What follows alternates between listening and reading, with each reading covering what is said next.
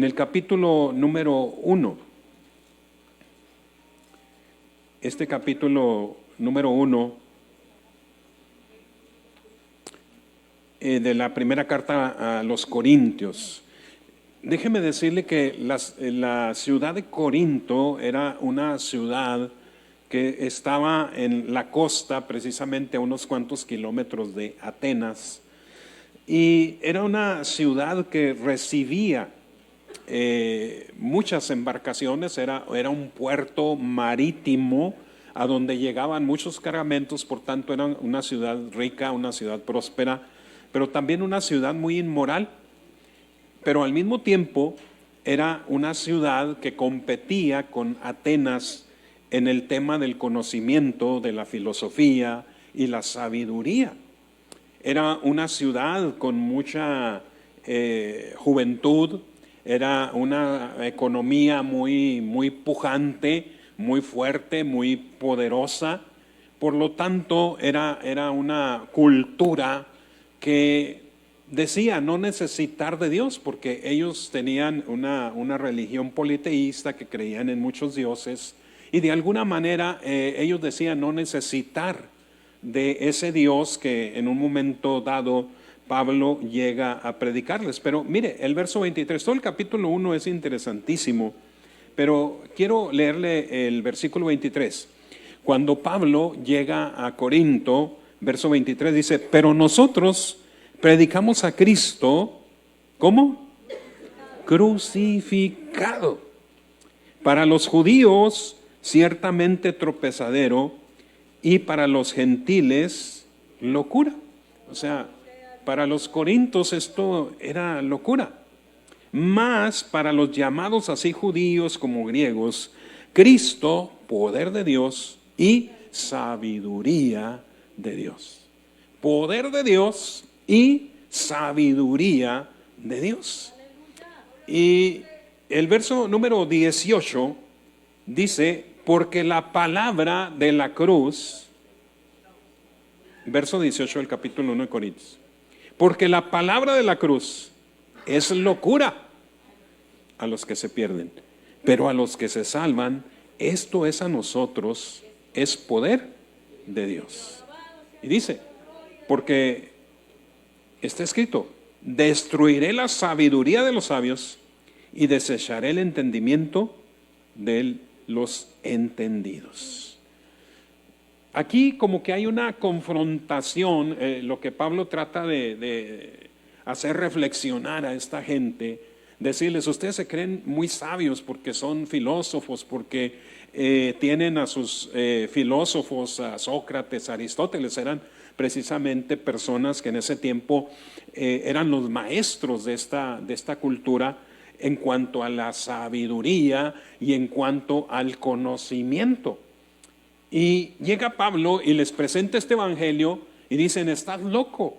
¿Cómo tú vienes a decir que hay una salvación por medio de una persona que murió crucificada? Cuando alguien que moría crucificado, pues eran personas regularmente esclavos, eran personas del vulgo, eran personas que habían sido llevadas a ese proceso porque no habían tenido alguien que los defendiera, no tenían la economía para competir de alguna manera en contra de las leyes que establecían. Y tú nos dices que este que murió es sabiduría y es poder. Ahora, yo creo que esto viene a tono el día de hoy porque de acuerdo a lo que estamos hablando, hermano, ¿cómo identificar un ministerio cristiano? Y yo creo que tenemos nosotros que analizar lo que Pablo dice acerca de lo que es el verdadero ministerio cristiano.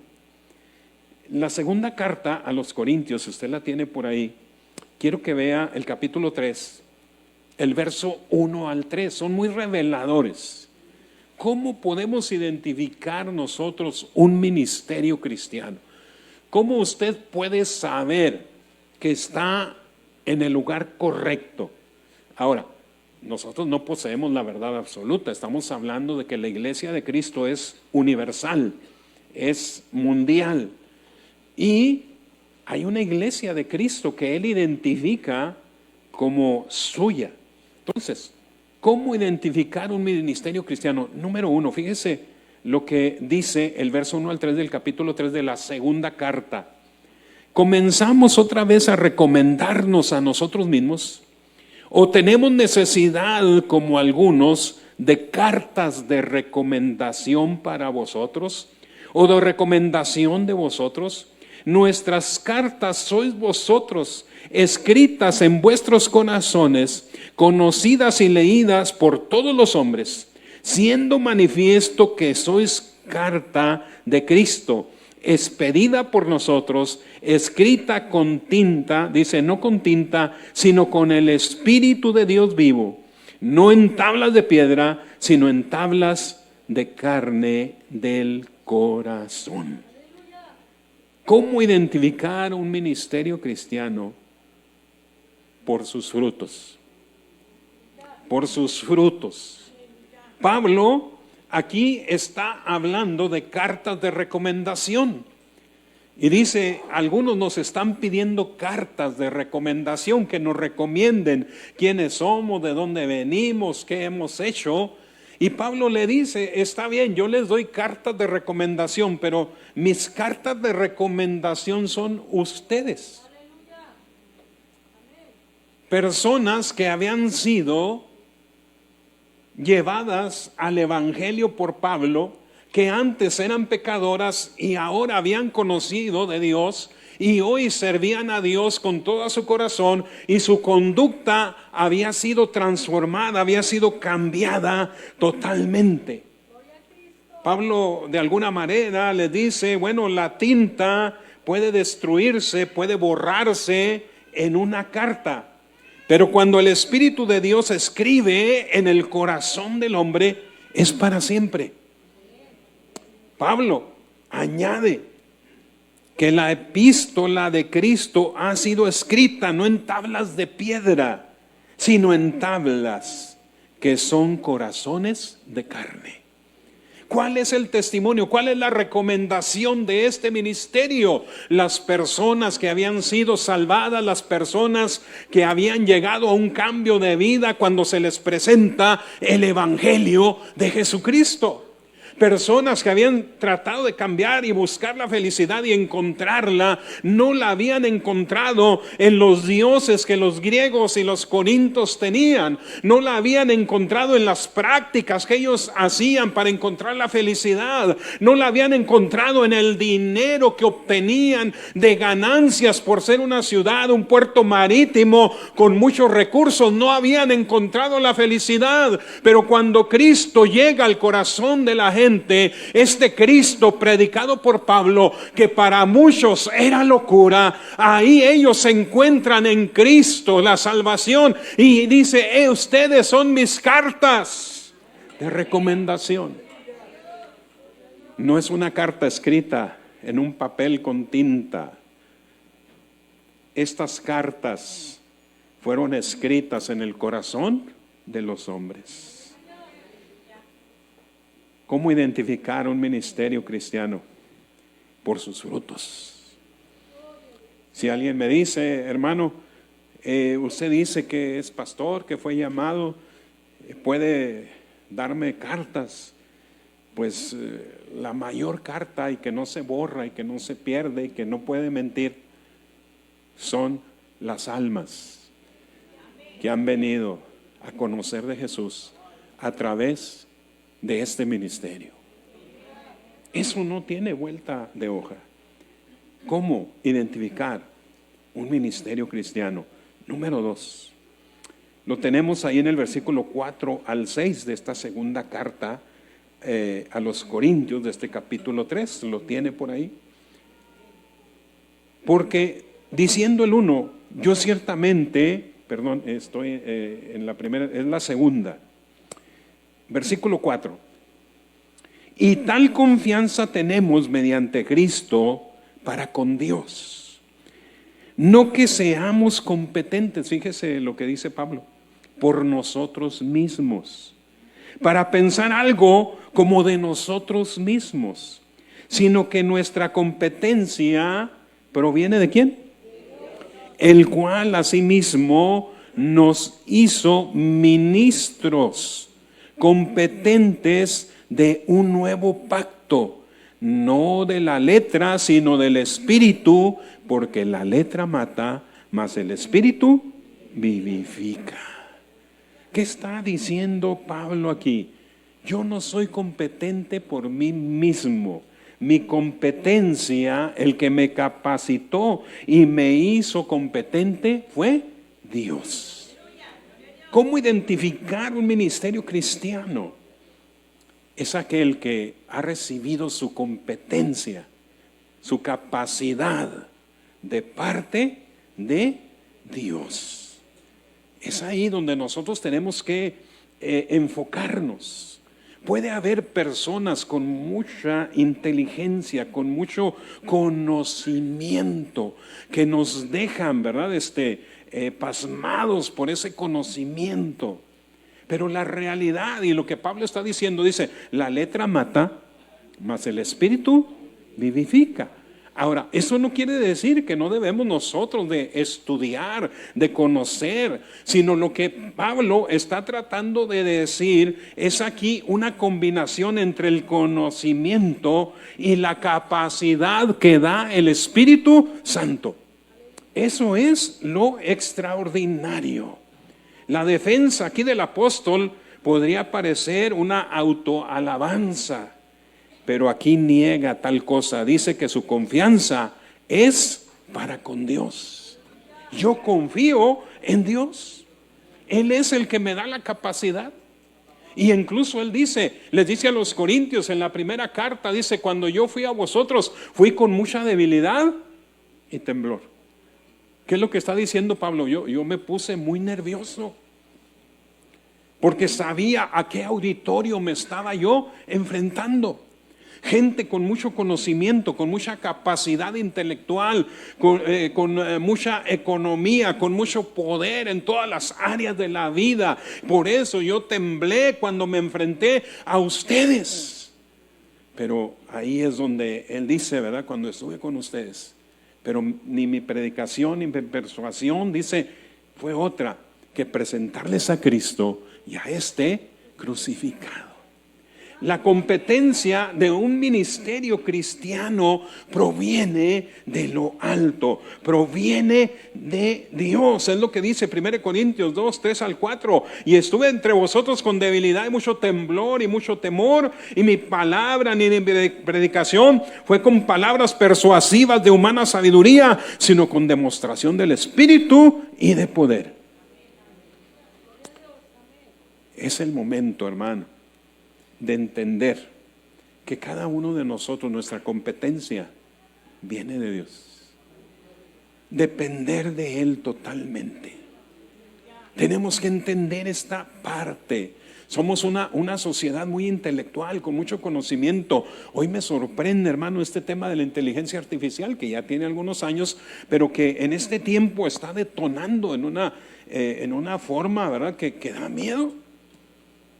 Usted le pregunta a la inteligencia artificial, hazme un sermón sobre el amor de Dios, y le hace un sermón. Para aquellos predicadores que no quieren desvelarse, que no quieren orar, que no quieren estudiar, le preguntan a la inteligencia artificial y le dice. Usted le pregunta a la inteligencia artificial, oye, mi marido es muy enojón, ¿cómo le hago para controlarlo? Y la inteligencia artificial le va a decir cómo le haga. O sea, esto es una realidad de nuestro mundo. Y con eso quiero decirle, ¿verdad? La inteligencia es una parte importante en este mundo, es una parte importante en esta generación. Pero el Evangelio de Cristo, hermano, no está supeditado o no depende de la sabiduría humana, sino que depende del poder de Dios. Nuestra capacidad y tu capacidad proviene de Dios, amado hermano. Tu capacidad proviene de Dios. Aquellos que están en los ministerios de la iglesia, tu capacidad proviene de Dios. Acuérdate de eso. Sí debemos prepararnos, sí debemos estudiar, sí debemos buscar, sí debemos meternos. Es una parte importantísima. Pero el poder de Dios, amado hermano, es el que puede llegar y transformar el corazón del hombre. No hay otra forma. Entonces, ¿cómo identificamos un verdadero ministerio cristiano? Es tiempo de buscar la llenura y el bautismo del Espíritu Santo. No olvidemos que somos pentecostales. Alguien dijo en tono de broma, dice, bueno, algunos se quedaron con el pente y dejaron el costal, o algunos nada más cargan el costal y ya dejaron lo pente, ¿verdad? Pentecostales es que venimos del avivamiento, del derramamiento del Espíritu Santo en el día de Pentecostés. El Espíritu Santo sigue vigente. Nosotros como iglesia, en nuestra declaración doctrinal, como asambleas de Dios, creemos en el derramamiento del Espíritu Santo. Creemos que el Espíritu de Dios sigue bautizando con la evidencia de hablar en otras lenguas. Creemos que el Espíritu de Dios se manifiesta a través de los dones, o los dones del Espíritu son dados a la iglesia. Esta es una realidad. ¿Cómo identificar un ministerio cristiano? Veamos el verso 7 del capítulo 4 de esta segunda de Corintios. Dice, pero tenemos este tesoro en vasos ¿de qué? De barro, para que la excelencia del poder sea de Dios y no de nosotros. El barro en aquel tiempo abundaba, como abunda aquí, pero los vasos que se utilizaban y que eran vasos que se utilizaban con la gente que tenía cierto poder económico, pues eran de metales, ¿verdad? Eran de oro, eran de plata, eran de ese tipo de materiales. Pero el barro, pues era el que utilizaba el pueblo. Y si se rompía, pues volvían a hacer otro, y era muy común. Y aquí la enseñanza es que dice, el tesoro no está en vasos de oro. ¿Está en vasos de qué? De barro. Un recipiente extraño. ¿Por qué nos ilustra de esta manera? Este recipiente de barro expresa la fragilidad humana. Así tan sencillo. Entonces, ¿cómo identificamos un ministerio cristiano? Es aquel que toda la gloria se la da a Dios. Toda la gloria se la da a Dios. Tenemos este tesoro en vasos de barro. Cuando usted va a recibir una visita en casa, procura sacar su vajilla, ¿verdad? Cuando tenemos una reunión así muy general y todo, pues usamos el desechable. Haga de cuenta que el apóstol Pablo, si lo aplicamos a nuestro tiempo, tenemos estos tesoros en vasos desechables. Y esto nos expresa lo que nosotros somos. No somos nada, somos peregrinos, vamos de pasada en este mundo. Y en un momento a otro vamos a desaparecer. Pero lo extraordinario, lo glorioso es que ese tesoro Dios decidió depositarlo en estos vasos desechables.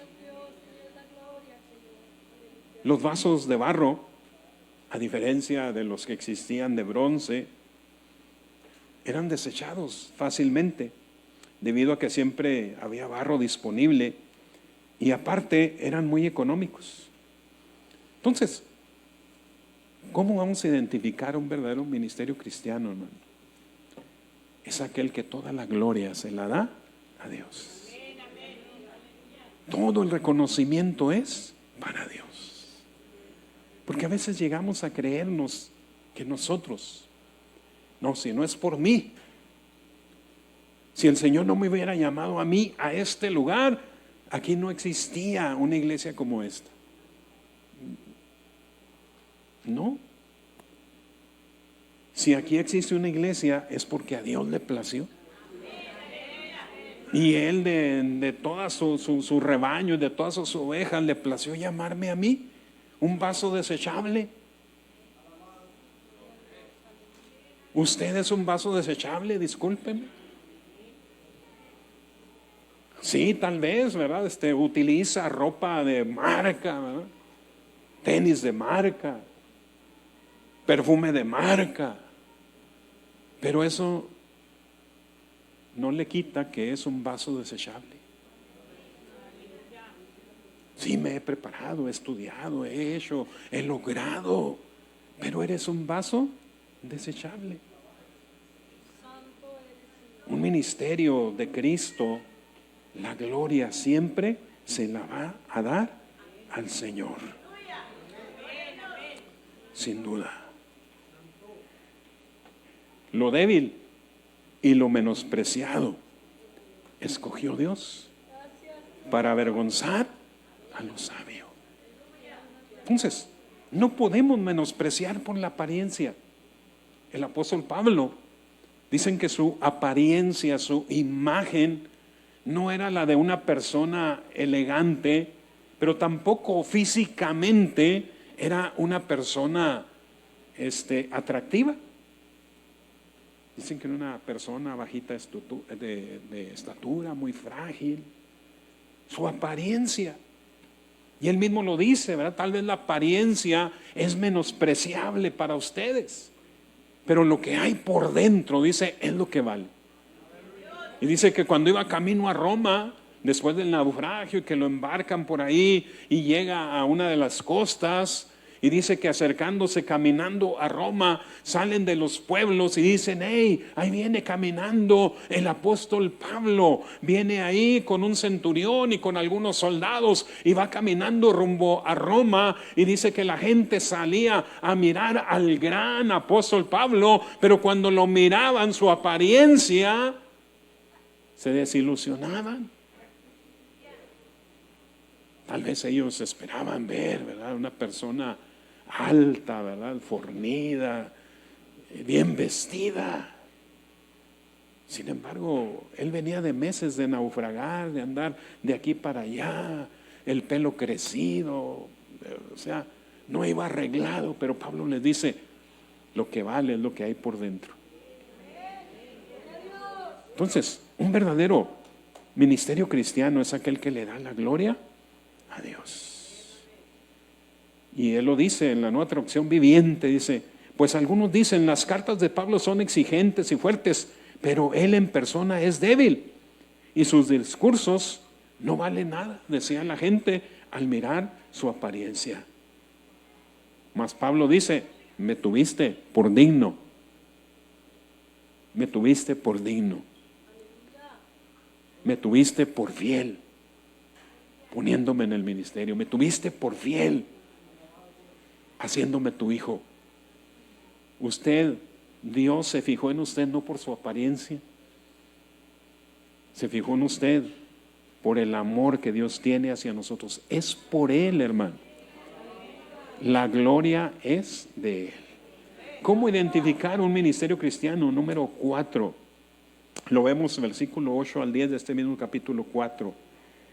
Que estamos atribulados en todo, fíjese lo que dice Pablo, mas no angustiados, en apuros, mas no desesperados, perseguidos, mas no desamparados, derribados, pero no destruidos, llevando en el cuerpo siempre por todas partes la muerte de Jesús, para que también la vida de Jesús se manifieste en nuestros cuerpos. Fíjese cómo entra en contradicción estos conceptos de la palabra y estas enseñanzas del apóstol Pablo con la nueva forma de pensar de muchos líderes evangélicos. Entonces, ¿cómo identificamos un ministerio cristiano? Es aquel que predica o que vive cotidianamente la muerte de Jesús. Él dice, fíjese todo lo que pasa: atribulado, en apuros, perseguido, derribado. Esto le pasaba al gran apóstol Pablo. el ser cristiano no nos exime de sufrimiento. Llevar la muerte de Jesús, en el sentido de esta palabra griega, se utilizaba para identificar a los que cargaban los féretros en aquel tiempo. Esto implica que Pablo no solamente predicaba, sino que también llevaba por todas partes la muerte de Jesús, en las persecuciones, en los sufrimientos que experimentaba diariamente. Y esta palabra, en la esencia, incluso dice que esas personas que eran las que cargaban los féretros, dice que ya tenían hasta un olor impregnado en sus vidas del olor de los muertos. Hasta allá lleva esta enseñanza el apóstol Pablo. Vivía la muerte de Jesús, y estas personas que cargaban los féretros dice que olían a muerte. Pero la muerte, la cual Pablo estaba impregnada sus ropas y su cuerpo, era a Jesús mismo y a este crucificado. Vivir la muerte de Jesús. Y Pablo habla de esta unión indivisible. Con Cristo estoy ¿qué? Juntamente crucificado. Y no vivo yo, mas Cristo. Ahora, fíjese, dice Cristo, pero no el Cristo vivo, sino dice el Cristo muerto, la cruz de Cristo. A los Corintios Pablo les habla de la muerte de Cristo, les habla de la crucifixión de Cristo, les habla al Cristo que murió por nuestros pecados, y dice: por todas partes yo vivo la muerte de Jesús. En mis tribulaciones no me quejo, sino que pienso en Jesús. Él murió por mí en la cruz del Calvario. No se compara este sufrimiento que yo tengo con lo que Cristo sufrió allá. Si me están despreciando, debo de pensar en Jesús. A Jesús no solamente lo despreciaron, sino que le escupieron. Si me están lastimando, a Jesús no solamente, ¿verdad?, lo lastimaron dándole latigazos, sino que le clavaron una corona de espinas. Y que dice que esas espinas penetraron en su cráneo tal vez 1 pulgada, 1,5 pulgadas. Muchas veces nosotros somos tan frágiles, y más en esta generación, que no soportamos que nos critiquen, que no soportamos ciertos desprecios de la gente. Y Pablo dice: yo llevo la muerte de Jesús en mi vida. Ya se me quedaron serios, ya voy a terminar. Si me ayudan aquí con el piano. ¿Qué significaba? Pablo decía: yo estoy dispuesto a ser muerto por la causa de Jesús. Es más, dice: llevo las marcas. A Pablo lo apedrearon. ¿Se acuerdan una vez que lo dejaron como muerto? Él dice que lo apedrearon y luego lo arrastraron hasta afuera de la ciudad. Y dice que Pablo se levanta, se sacude las piedras, se sacude el polvo y lo regresa a la ciudad. Una imagen del Salvador sufriente en su persona.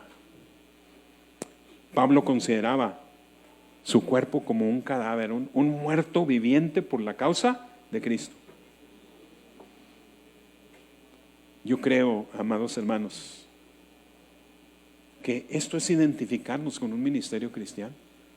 Y tal vez usted me diga: oiga, pastor, ¿usted estaría dispuesto a morir por la causa de Cristo? Pues yo espero que el Señor no me lleve a ese extremo, ¿verdad? Porque quién sabe qué vaya a pasar conmigo. Que me pongan una pistola en la sien y me digan: di que no amas a Jesús. No sé. Pero Pablo nos enseña y nos dice: un ministerio cristiano se identifica con Cristo crucificado, con Cristo muerto. Algo no muy popular en este tiempo, algo no muy favorecido en este tiempo. ¿Cómo identificar un ministerio cristiano? Número 5. Hay que poseer los motivos correctos. Fíjese lo que dice el verso 11 y 12. Dado que entendemos nuestra temible responsabilidad en el Señor, trabajamos con esmero para persuadir a otros. Dios sabe que somos sinceros. Fíjese lo que dice Pablo. Dios sabe que somos sinceros, y espero que ustedes también lo sepan. ¿Estamos de nuevo recomendándonos a ustedes? Es una pregunta. No, estamos dándoles un motivo para que estén orgullosos de nosotros, para que puedan responder a los que se jactan de tener ministerios espectaculares, en vez de tener un corazón sincero. Un verdadero ministerio cristiano, hermano, tiene los motivos correctos. Los motivos correctos no es: voy a seguir a Jesús porque me va a bendecir económicamente. No es un motivo correcto. Voy a seguir a Jesús porque Él me va a cuidar. No es un motivo correcto. Voy a seguir a Jesús porque Él me va a proveer. No es un motivo correcto. Los motivos correctos, amados hermanos, es amar a Dios con todo nuestro corazón, con toda nuestra alma y con todo nuestro ser. Alguien que ama a Dios de esa manera irá por el camino correcto, tendrá los motivos correctos y nada le dañará. Sí, somos humanos, nos duele, somos mortificados de muchas maneras, sí, caemos en desaliento, en desánimo, pero si poseemos los motivos correctos, amado hermano, vamos a tener esa solidez. El viernes Samuel nos predicaba un mensaje muy bonito sobre este tema. Todo está en amar a Dios con todo nuestro corazón. Esos son los motivos correctos. Usted sigue a Jesús porque le ama. Y luego la palabra de Dios nos lo facilita. Dice, y nosotros le amamos a Él porque Él nos amó primero. Él nos enseñó a amarlo. Él nos dio el ejemplo más maravilloso de amor que la humanidad pueda tener. Y dice, este es el motivo. Él te dio ese amor. Por eso ahora Él te capacita para amar. Aún a los difíciles de amar. Habrá personas difíciles de amar en este mundo. Los motivos correctos nos van a llevar por el camino correcto y no correremos el riesgo de desviarnos y perdonar. Engañoso es el corazón, por eso debemos hacer una reflexión cada día. Y finalmente, ¿cómo identificar un ministerio cristiano? El ministerio cristiano está lleno de contradicciones o enfrenta contradicciones que no entendemos. Fíjese lo que dice el versículo 8 al 12. Pablo lo dice: servimos a Dios, ya sea que la gente nos honre o nos desprecie. Hay personas que dicen, no, yo ya no, porque me despreciaron, se burlaron. Sea que nos calumnie o nos elogie. ¿A cuántos los han despreciado? ¿A cuántos los han calumniado? Y dice Pablo, somos sinceros, pero nos llaman impostores. Fíjense lo que está diciendo. O sea, contradicciones. Nos ignoran, aun cuando somos bien conocidos. ¿Cuántos de los que están aquí ayudaron a alguien, le dieron la mano a alguien y de repente esa persona se olvida de que usted existe, le voltea la cara, no le da la mano? Se me están quedando muy serios, hermanos. Ya voy a acabar, denme chance. Contradicciones. Vivimos al borde de la muerte, pero aún seguimos con vida. Nos han golpeado, pero dice, pero no matado. Hay dolor en nuestro corazón, pero siempre tenemos alegría. Somos pobres, pero damos riquezas espirituales a otros. Aleluya. No poseemos nada y sin embargo lo tenemos todo. Oh, queridos hermanos, dice Pablo a los Corintios, les hemos hablado con toda sinceridad y nuestro corazón está abierto para ustedes. No hay falta de amor de nuestra parte, pero ustedes nos han negado su amor. El ser cristiano, hermano, es vivir en medio de contradicciones. El servir a Cristo es vivir en medio de contradicciones. Aún en el seno familiar, en los matrimonios, hay esposos aquí que se sienten lesionados, lastimados por la esposa, o al revés, por los hijos, o los hijos por los padres. Vivimos en medio de contradicciones. Les hemos hablado con toda sinceridad y nuestro corazón está abierto para ustedes. No hay falta de amor de nuestra parte, pero ustedes nos han negado su amor. Les pido que respondan como si fueran mis propios hijos. Ábranos su corazón, les dice el apóstol Pablo. Aquí vemos una paradoja o serie de paradojas que resaltan el punto de vista del mundo y el punto de vista del reino de Dios. Un punto de vista que es invisible al ojo humano, pero que se puede ver con los ojos de la fe. Y eso lo vemos cuando dan muerte a Esteban. Recuerda que lo empiezan a apedrear. Y dice que Esteban, cuando estaba en ese momento, dice que ve la gloria de Dios y le estaban dando unas pedradas y no eran pedradas pequeñas, eran piedras grandes para quitarle la vida. La gente en aquel tiempo practicaba, esto era como una especie de deporte y eran certeros, y las piedras que le estaban dando eran para quitarle la vida. Y dice el verso 59 y 60, mientras lo apedreaban, Esteban oró.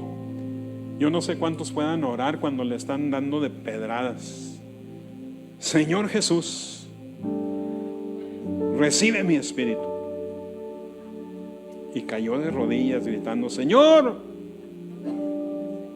no nos culpes por este pecado. Y dicho esto, murió.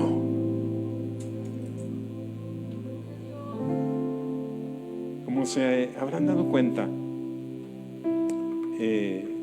cada año me celebran mi cumpleaños, y este año me les opuse férreamente y les dije no. Y por ahí querían hacer algo. No, digo no. Siento que no tengo nada que celebrar. Y esto no quiere decir que no lo vaya a hacer en otro momento o en otro año. Son de esas cosas que le pasan a los viejos cuando llegamos a cierta edad. Pero creo que esto, hermano, viene a reflejar, ¿verdad?, ese tema del cristianismo. Somos seguidores de Jesús. Somos seguidores de Cristo. Y no es por el reconocimiento que la gente nos pueda dar que nosotros le servimos a Él. Pablo lo expresa muy bien en estos pasajes. No es porque yo sea el pastor, porque yo sea la persona, porque me den regalos o no me los den. Yo le sirvo a Él porque le amo. Y tal vez muchos de nosotros no entendamos, ¿verdad?, esta parte del cristianismo. Por eso nos hemos alejado tanto del modelo original de la iglesia. Yo les estoy haciendo un llamado, hermanos, en este día, a que amemos a Dios con todo el corazón. De ahí depende todo lo demás. Si yo amo a Dios, amado hermano, déjeme decirle que será como una supervitamina para mí, que me permitirá superar todas las adversidades y reforzar cada día más mi amor hacia Él. El apóstol Pablo dice: yo me identifico con la muerte de Jesús, la llevo en mi vida. Y cada vez que quiero chipilearme o que quiero quejarme del trato que me dan, de la forma en que me miran o de la forma que responden al bien que yo le hice a alguien, me acuerdo de ese Jesús que unos días antes la multitud lo recibió en Jerusalén con palmas. Le pusieron a sus pies como la alfombra roja cuando venía descendiendo del monte de los Olivos en aquel pollino. Y a los 3-4 días estaban gritando: crucifícale, crucifícale, crucifícale. Una turba enardecida en contra de aquel que les había hecho tanto bien. La vida cristiana está llena de contradicciones.